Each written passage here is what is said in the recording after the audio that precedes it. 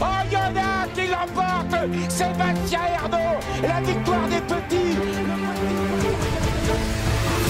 Pronostic quinté de ce mercredi 19 juin. Les amis, j'espère que tout le monde va bien. Un maximum de likes pour commencer la vidéo, ça fait toujours plaisir. Et nous, eh bien, on se retrouve pour cette nouvelle étape du GNT, la 7e. On ira du côté de Bordeaux. Réunion 1, course 2, 14h05 pour le départ. 2 échelons de départ des 5 à 10 ans qu'on connaît pour ceux qui partent au second poteau notamment, qu'on connaît un petit peu moins bien pour ceux qui partiront en tête. Et vous allez voir comme d'habitude ma sélection en 6 chevaux et je vais essayer d'être le plus pertinent possible dans mes explications pour vous aider à comprendre mon analyse, mon scénario de course et finalement de trouver, pourquoi pas, la bonne arrivée, un petit quintet dans l'ordre, ça ferait toujours plaisir. N'hésitez pas à commenter massivement cette vidéo, dites-nous vos favoris, vos outsiders, si vous avez des informations supplémentaires recueillies directement sur le terrain par des connaissances, voilà, quelqu'un qui travaillerait dans une écurie. N'hésitez pas à partager tout ça en commentaire parce que je vous rappelle qu'on est là pour tous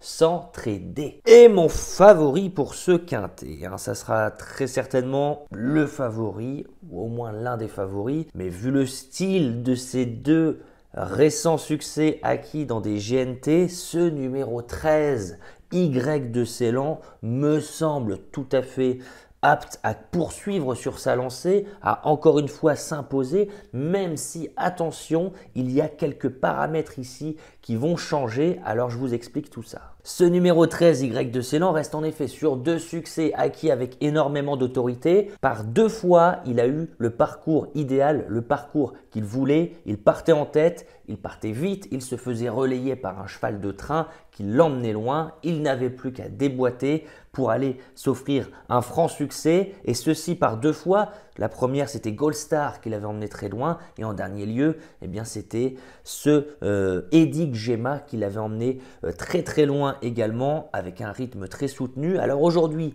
on va changer un peu de style parce qu'on devra rendre 25 mètres. L'opposition est largement dans ses cordes. Mais voilà, aujourd'hui, il faudra vraiment se faire ramener de derrière. J'espère qu'il prendra un bon départ. Mais franchement, c'est très très dur de ne pas croire aux chances de ce numéro 13 Y de Ceylan. Regardez sa dernière course à Laval, hein, dans le dernier tournant, littéralement le cheval, il vole, il est sur un nuage et il était sorti beaucoup plus tôt que lors de sa victoire de Cordemais, hein. À Laval, c'était très bien, il avait fait vraiment les 300-400 derniers mètres, il était sorti, hein. Il n'avait pas fait que la ligne droite. Donc voilà, il est vraiment dans la forme de sa vie, il vole à l'entraînement, impossible de faire sans sa candidature et ça sera mon très solide favori. En deuxième position, les amis, j'ai mis le numéro 16, Gendréen. Gendréen qu'on connaît notamment sur l'hippodrome de Vincennes dans de très bons lots, il a déjà montré énormément de qualité ce cheval, il reste sur une 4e place.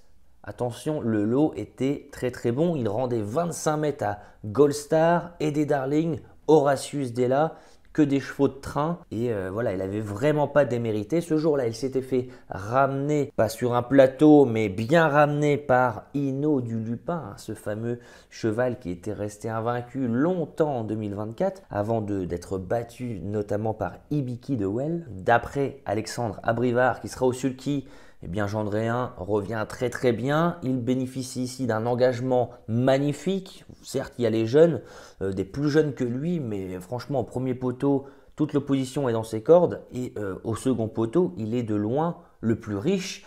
Une statistique peut-être qui vous plaira, je l'espère, avec Alex Abrivard, Gendréen, c'est 27 associations, 21 podiums, dont 13 victoires. Donc voilà, quand Alex est aux manettes, Gendréen est transcendé. J'ai beaucoup aimé sa 4e place en dernier lieu. Le lot est tout à fait dans ses cordes et ça sera donc ma 2e base pour ce quintet. En 3e position, les amis, j'ai mis une surprise, hein, pourquoi pas, avec un outsider qui sera annoncé entre 15 et 20 contre 1. C'est ce numéro 15, Floréal, qui nous a montré cet hiver beaucoup de qualité. On se rappelle de très belles performances sur l'hippodrome de Vincennes où il avait créé la surprise à plusieurs reprises, mais il avait aussi été très bon du côté de Cagnes où il avait d'ailleurs gagné le prix de la Côte d'Azur, hein, labellisé Groupe 3. Alors on a bénéficié d'un break après 2 courses un petit peu en demi-teinte. Et là, pour sa rentrée à Vincennes, où il n'avait pas couru depuis presque 2 mois,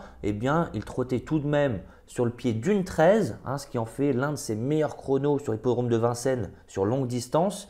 Et j'ai trouvé qu'il avait été courageux parce que les 400 derniers mètres, il les avait un petit peu effectués en 3e épaisseur nez au vent. Donc pour une rentrée, je trouvais ce comportement tout à fait admirable. Alors voilà, Romain Bouvier qui le connaît par cœur, il est confiant Romain Bouvier. S'il répète sa dernière prestation et qu'il est même monté encore en condition et qu'il revient dans la forme où il était cet hiver, eh bien tout à fait le droit, ce Floréal, de venir pimenter les rapports du tiercé. En tout cas, ça sera ma préférence pour la 3e marche du podium. En 4e position, le 12, Hold Up du Dijon. Alors Hold Up du Dijon régulier, souvent pas très aidé par les parcours parce qu'il a du mal à partir. On essaye de lui faire prendre un départ à l'extérieur et du coup, il se retrouve souvent nez au vent. C'était déjà le cas le 24 avril à Cordemais où il semblait battu à l'amorce du dernier tournant parce qu'il avait trotté nez au vent tout le parcours. Mais il s'était bien relancé, il avait repris du mordant, il n'avait rien lâché du tout. Ensuite, à Caen, c'était un petit peu moins bien, j'avais trouvé. En revanche, sa dernière course, du côté de Vincennes, en étant seulement plaqué des antérieurs, là où tout le monde qui a fait l'arrivée était déféré des 4, est vraiment bonne. Alors ici, on sera plus allégé dans sa ferrure, déféré des postérieurs, plaqué des antérieurs. Paul Ploquin en attend une très belle prestation et franchement, là aujourd'hui, il part 25 mètres devant. Je vous rappelle tout de même les amis que dans le GNT de Cordemais, Hold Up du Dijon qui avait trotté nez au vent, partait à poteau égal avec Y de Ceylan et aujourd'hui, il aura l'avantage de partir 25 mètres devant. C'est un engagement idéal pour lui. Alors ce numéro 12 Hold Up du Dijon doit aussi figurer à l'arrivée du quintet. Alors je pense vraiment que ces 4 chevaux-là que je viens de citer décevraient beaucoup le public, les turfistes, s'ils ne faisaient pas l'arrivée dans le quintet. En revanche, pour une 5e place, je pense que c'est beaucoup plus ouvert que l'on ne pense. On peut avoir une surprise avec un cheval en tête qui fait tout le parcours à la corde, tout s'ouvre il regagne du moral dans la ligne droite et vient cueillir une 5e place à 70 contre 1. Ce n'est pas impossible, mais je vais vous donner mon 5e et mon 6e un petit peu par défaut. Alors on y va en 5e position, j'ai mis le 10, Falco du Douai. Certes, ses dernières prestations sont un peu en demi-teinte, mais il y a Eric Raffin aux manettes, c'est un bon engagement. Je me souviens qu'en avril, du côté de Vincennes, c'était très bien. Du côté de Laval en mars, c'était aussi très bien. Voilà, donc même s'il lui manque le petit truc en ce moment pour figurer à l'arrivée des 3-4 premiers dans une course, voilà, faut pas totalement l'oublier, tout comme, pourquoi pas, ce 14 Hidalgo des Noé qui reste sur des prestations honorables, de très très bons chronos. Bon, à chaque fois, la marche est un peu trop haute, il n'a plus de marge à ce niveau-là. En revanche, ici, le lot du jour est tout à fait plus creux que d'habitude et donc ça lui permettra peut-être d'afficher une belle cote à l'arrivée de ce quintet également. Je récapitule ma sélection les amis et petite parenthèse, je vous rappelle, si vous n'avez pas de compte The Turf, parce que vous me demandez, il suffit d'ouvrir un compte avec le lien qui est en commentaire et vous avez 110 € offerts pour jouer ces chevaux, pour faire un quintet, 110 € gratuit. Votre premier dépôt il est doublé, donc n'hésitez pas à cliquer sur le lien qui est en commentaire ou en description. Vous vous inscrivez, ça dure 2 minutes et votre premier dépôt est doublé. Ça permet de faire vivre cette chaîne également. Donc, je vous serai reconnaissant d'ouvrir un compte avec le lien qui est en description, les amis. J'ai placé en tête le numéro 13, Y de Ceylan, en ce moment sur un nuage. Il volait littéralement dans le dernier tournant la dernière fois. Il s'est imposé nettement. C'est mon préféré, logique. En 2e position, le 16, Gendréen, qui revient quand même de Vincennes où il a combattu dans de bien meilleurs lots aujourd'hui. C'est un engagement parfait pour refaire parler de lui sur le podium. En 3e position, le 15, Floréal, qui nous avait montré énormément de qualité cet hiver. Après une bonne rentrée qui lui a été profitable, je pense qu'il peut faire parler de lui encore une fois. En 4e position, le 12, Hold Up du Dijon, qui a toujours été courageux lors de ses dernières courses. Alors c'est une candidature que je place dans mon quintet. En 5e position, le 10, Falco du Douai, plutôt en fin de combinaison. Tout comme ce 14, Hidalgo des Noé, qui n'a plus de marge, mais qui va faire sa course et ses derniers chronos sont pas mal. Donc voilà les amis. Sur ce, j'espère vraiment que cette vidéo vous a plu. Si ça vous plaît, mettez vraiment un maximum de likes, partagez, commentez, ça me ferait vraiment plaisir les amis. Sur ce, nous on se retrouvera très prochainement pour un nouveau quintet. Je vous souhaite vraiment beaucoup de chance au jeu et on se dit à plus tard. Ciao.